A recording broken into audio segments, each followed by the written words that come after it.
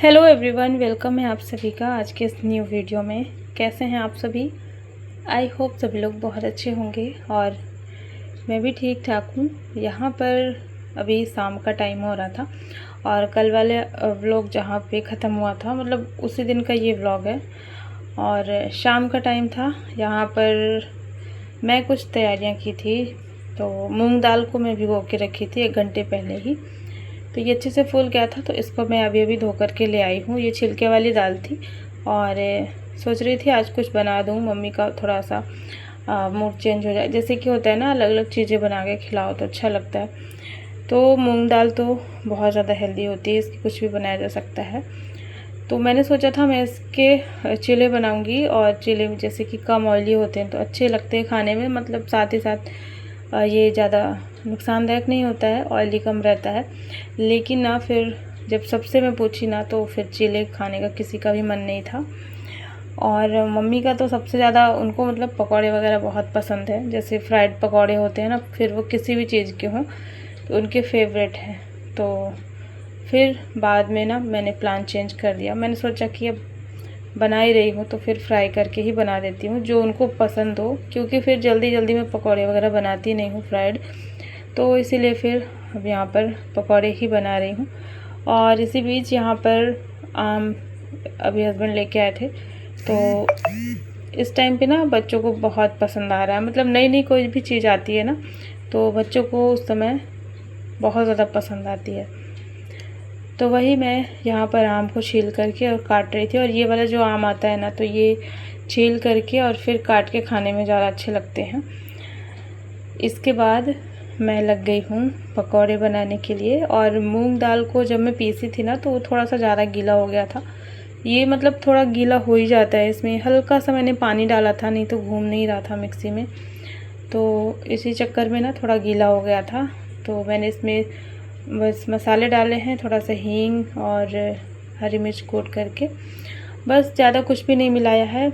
मसाला और नमक हल्दी यही सब मिलाया है। और फिर लास्ट में इसमें थोड़ा सा खड़ा जीरा डाल दिया था। और यहाँ पर देखिए गर्मा गर्म मूंग के पकौड़े बोल सकते हैं या फिर मगौड़े भी बोल सकते हैं, बहुत लोग मतलब इसको मगौड़े बोलते हैं। तो यहाँ पर बन गया था और ये गर्मा गर्म बहुत अच्छे लगते हैं क्योंकि कड़े रहते हैं बाहर से, कुरकुरे से तो बहुत ज़्यादा टेस्टी लगते हैं खाने में। और यहाँ पर मैंने दे दिया है मम्मी को।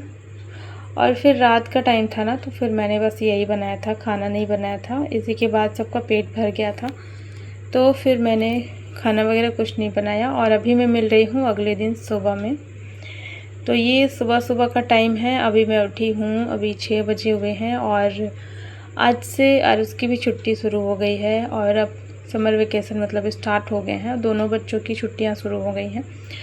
तो अब जो है 6 बजे मैं उठ रही हूँ, नहीं तो थोड़ा और पहले उठना पड़ता था। तो यहाँ पर देखिए अभी मैं बना रही हूँ ये सहजन का काढ़ा या फिर सहजन की चाय बोल सकते हैं, कुछ भी बोल सकते हैं। तो यहाँ पर अभी मैं ताज़े पत्ते तोड़ करके ले आई हूँ बाहर से, बालकनी के पास में ही थोड़ा सा एक डाली थी तो उसी में से मैं तोड़ करके ले आई हूँ। और 3 डंठल ले करके आई हूँ, मतलब 3 लोगों को के हिसाब से बनाना है। हम 3 लोग पियेंगे, मैं, हस्बैंड और मम्मी। तो 3 गिलास मुझे बनाना है। तो यहाँ पर मैंने 3 गिलास माप करके पानी डाल दिया है।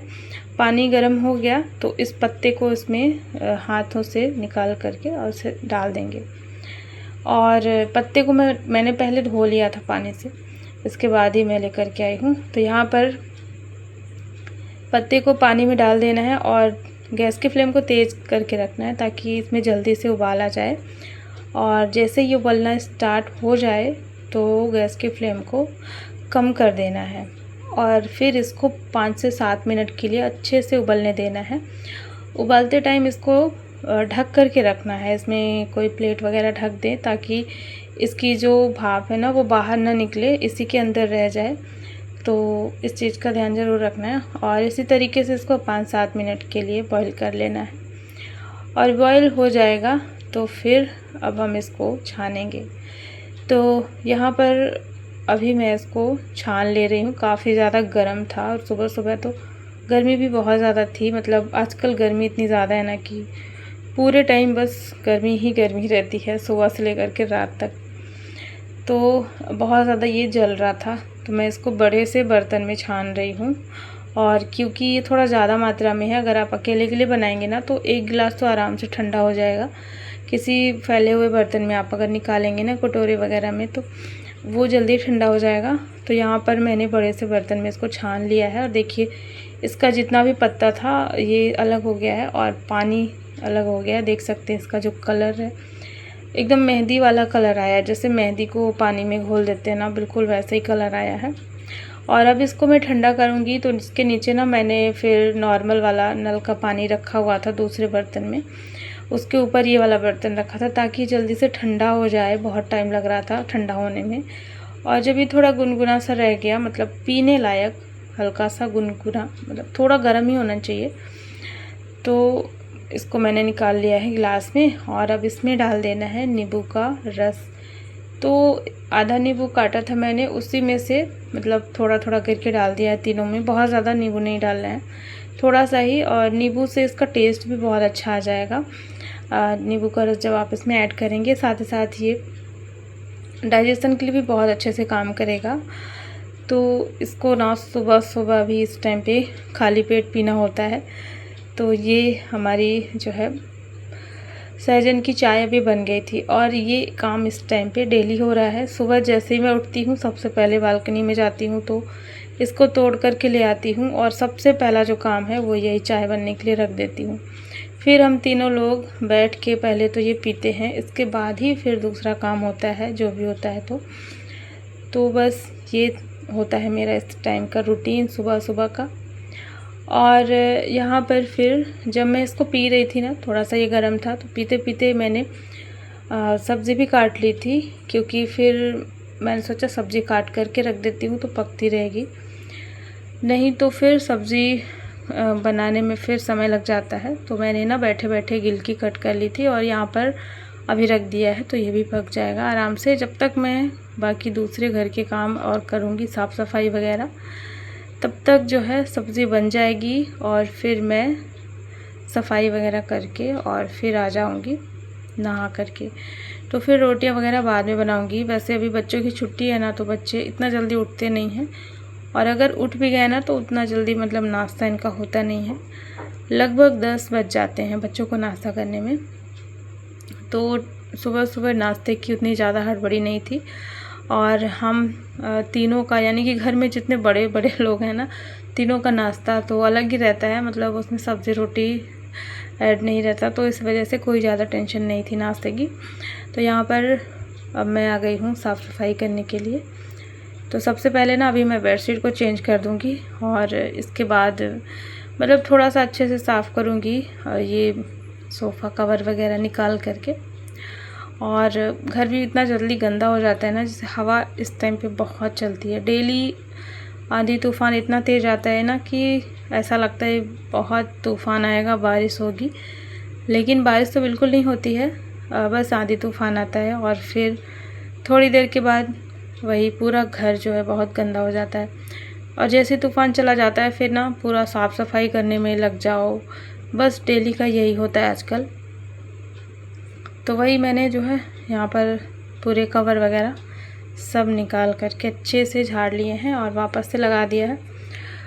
और कभी कभी ना सुबह सुबह इतना ज़्यादा टाइम नहीं होता कि मतलब अच्छे से क्लीनिंग वगैरह करूँ, तो फिर जल्दी जल्दी वाला काम होता है, तो फिर जल्दी के चक्कर में ना उतना अच्छे से हो नहीं पाता। तो आजकल थोड़ा ऐसा ही हो रहा है, मतलब डेली जो है उतना अच्छे से साफ़ सफाई या कोई भी काम बहुत मतलब जल्दबाजी में करना पड़ता है, जल्दी जल्दी फटाफट वाला निपटाना होता है। क्योंकि किचन में मुझे सबसे ज़्यादा काम रहता है सुबह से लेकर के, बस साफ़ सफाई के बाद अभी मैं लग जाऊँगी ना तो फिर मुझे 12-1 बजे ही फुर्सत मिलती है। तो बस वही मैं जल्दी जल्दी में ही करती हूँ। तो आज थोड़ा टाइम था तो मैंने सोचा मैं थोड़ा सा जल्दी से अच्छे से कर लेती हूँ। तो यहाँ पर पूरा ये जो सोफ़ा वगैरह है वो मैंने लगा दिया था और अच्छे से ना कोने कोने से बढ़िया से झाड़ू मार लिया था, सारी डस्ट वगैरह बाहर निकाल ली थी। और इसके बाद यहाँ पर रखा हुआ था आटा। तो जब मैं हॉस्पिटल में थी ना उस टाइम पे ही ये आटा पिस करके आया था, मतलब हस्बैंड पिसवा करके ले आए थे ना, तो ये रखा ही रह गया और मैं जब आई तो फिर बहुत सारे काम थे तो मुझे भी टाइम नहीं मिला। तो अभी आज मैं सोच रही हूँ उसको हटा देती हूँ। सामने बोरी रखी रहती है ना, देखने में भी अच्छा नहीं लगता है।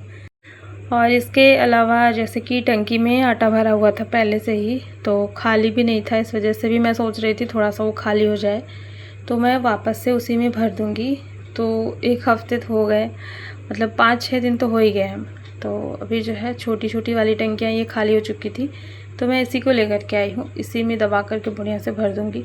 और आटा वगैरह पिसवाने का काम ना बड़ा झंझट सा लगता है, मतलब ऐसा लगता है कि एक बार ही काम कर लो और महीनों मतलब फ्री हो जाओ, तो जल्दी जल्दी ना करवाना पड़े। तो इसी चक्कर में ना मैं फिर जल्दी जल्दी गेहूँ धो करके और इसका जो आटा है ना वो तैयार करवा लेती हूँ। तो फाइनली इसको भी मैंने रख दिया है। बोरी वगैरह तो बाहर रख दूँगी धुलने के लिए। और मम्मी अभी जा रही थी ब्रश करने के लिए, तो रास्ते में मैं बैठी हुई थी वहाँ पे। अभी मैं अब यहाँ पर पोछा में लगा लेती हूँ और बस इतना ही काम था। लेकिन जब मैं ये काम कर रही थी ना, इतनी ज़्यादा हालत ख़राब हो गई थी, मतलब बहुत ज़्यादा गर्मी लग रही थी। अभी मैंने फ़ैन वगैरह बंद किए हुए थे, तो इतनी ज़्यादा गर्मी थी सुबह सुबह से ही कि भयंकर वाली गर्मी अभी जो है शुरू हो गई है। तो बस यहाँ पर सब काम हो गए थे। उसके बाद फिर मैं आ चुकी थी नहा धो के किचन में और सबको दे दिया था नाश्ता। इसके बाद अब यहाँ पर हमारी चाय बन रही है। हस्बैंड को थोड़ा जल्दी था तो उनको मैंने भेज दिया था। इसके बाद यहाँ पे अभी मैं चाय ले करके और अब जाऊंगी तो आराम से चाय पीऊंगी। इसके बाद फिर से मैं जल्दी से ही लगूंगी किचन में, क्योंकि बच्चे अभी सो रहे थे। तो मैंने सोचा कि अब मैं जल्दी लंच भी तैयार कर लेती हूँ। और गर्मी को देखते हुए ना मन कर रहा था कि सुबह सुबह ही सारा कुछ मैं बना के रख दूँ, लेकिन फिर भी एक टाइम होता है ना हर चीज़ को बनाने का। तो बच्चे जैसे उठते हैं तो भी इतना जल्दी कुछ भी नहीं खाते हैं, इधर उधर करते रहेंगे टाइम पास, और फिर लगभग 10-11 बज जाते हैं। तो मैं आ गई थी किचन में और यहाँ पर अभी अचानक से ही मुझे याद आया कि अभी ना मक्खन निकालना है मुझे। और ये वाला बर्तन काफ़ी ज़्यादा फुल हो गया था, तो पहले से कोई प्लानिंग होती तो मैं इसको पहले ही निकाल के रख देती, लेकिन अभी मैं तुरंत से इसको निकाली हूँ ना तो पूरा एकदम से बर्फ़ जैसे जम गया था। तो ये है कि गर्मी का मौसम है ना, तो उतनी ज़्यादा दिक्कत नहीं है। ठंडा का जितना ज़्यादा रहेगा तो उतना ही जल्दी मक्खन निकलता है। तो मैंने इसको ऐसे घुमाया हाथ से तो बहुत ज़्यादा हार्ड था, मतलब ये हिल तक नहीं रहा था, इतना ज़्यादा था। फिर मैंने किसी तरीके से इसको मिक्स किया, मतलब इधर उधर थोड़ा थोड़ा करके। तो बाहर का वैसे भी टेम्परेचर तो अभी इस टाइम पे ज़्यादा ही है, तो ये फिर मिक्स हुआ। और फिर मैंने इसमें नॉर्मल वाला पानी थोड़ा थोड़ा करके डाला और फिर मैं इससे घुमाती गई, तब जा कर के लगभग 10 मिनट लग गए, तब जा कर के इससे मक्खन निकला। और बहुत अच्छे से निकल आया था क्योंकि काफ़ी ज़्यादा ठंडा था। तो अभी मैं इसकी कढ़ी बनाऊंगी और कढ़ी खाने का बहुत मन हो रहा था, काफ़ी टाइम से कढ़ी बनी भी नहीं थी। तो मैंने सोचा आज कढ़ी बना लेते हैं। और रोज़ रोज़ ना फिर दाल चावल अच्छा नहीं लगता है, कितना भी कुछ अच्छा बना लो लेकिन जो कढ़ी चावल का टेस्ट है ना वो किसी भी खाने में नहीं है। तो बस यहाँ पर मक्खन सबसे पहले निकाल लेते हैं। और काफ़ी सारा निकला था मक्खन, क्योंकि मलाई ना कई दिन की हो गई थी। तो यहाँ पर मैं इसको निकाल लेती हूँ और धो करके रखूँगी एक साइड में इंडक्शन में इसको पकने के लिए, और दूसरे साइड कढ़ी लगाने की तैयारी कर लूँगी। तो बस यहाँ पर रख दिया है मक्खन को पकने के लिए।